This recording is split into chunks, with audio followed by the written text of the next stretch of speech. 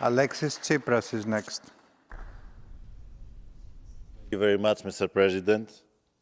On November 13, 1973, Willy Brandt was the first head of government to address the European Parliament here in Strasbourg. His first words in that historic speech, before he spoke about European unification, were about the Middle East.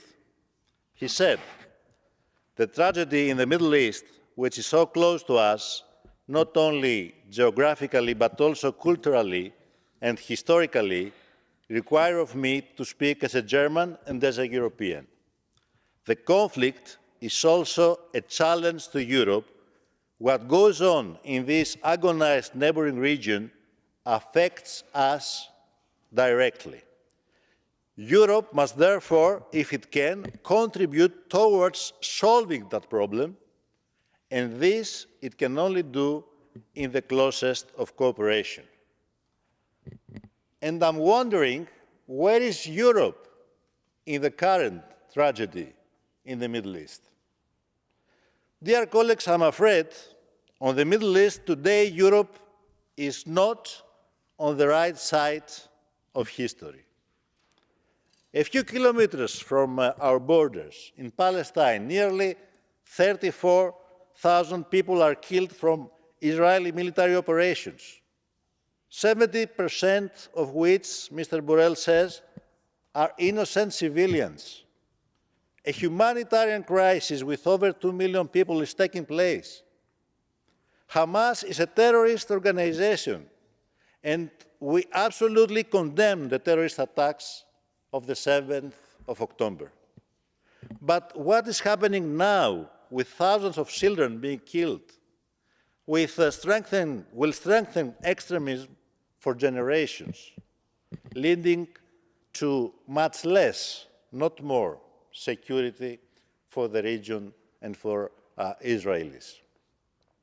We condemn Iranian attacks and support for Hamas, but if Israel chooses to respond militarily, as it did in Damascus, escalation is certain and millions will be in danger.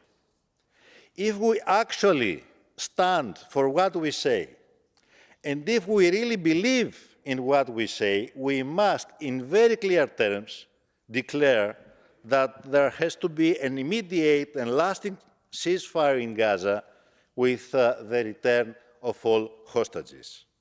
We must declare clearly that we stand against military escalation. We must support the end of occupation, the restart of reliable talks for a two-state solution.